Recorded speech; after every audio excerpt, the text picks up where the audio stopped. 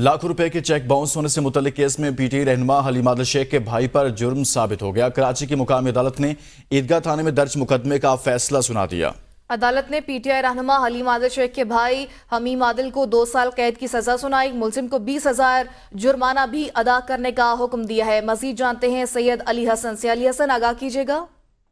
देखिए जी, city court में कायम जुडिशियल मजिस्ट्रेट की अदालत में लाखों रुपए के चेक बाउंस होने से मुतल्लिक केस में पीटीआई रहनुमा हलीम आदिल शेख के भाई के खिलाफ दर्ज मुकदमे की समाअत हुई है। समाअत के दौरान अदालत की जानिब से मुकदमे का फैसला सुनाया गया है और अदालत ने हलीम आदिल शेख के भाई हमीम आदिल को 2 साल कैद की सजा सुना दी है। अदालत ने मुलजिम को 20,000 रुपए जुर्माना भी आयद कर दिया गया है। प्रोसिक्यूशन की जानिब से ये इल्जाम आयद किया गया था कि चेक बाउंस होने पर शेरी नईमुद्दीन की जानिब से हमीम आदिल शेख के खिलाफ जो है वो मुकदमा दर्ज करवाया गया था।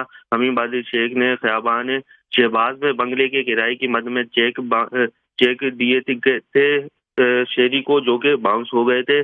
हमीम आदिल शेख की जानिब से 4 चेक दिए गए थे और जिसमें से एक चेक की मालियत 4,80,000 रुपए थी। चेक बाउंस होने पर चेक बाउंस केस में हलीम आदिल शेख के भाई पर जुर्म साबित, उनको सजा सुना दी गई है। बहुत शुक्रिया अली हसन।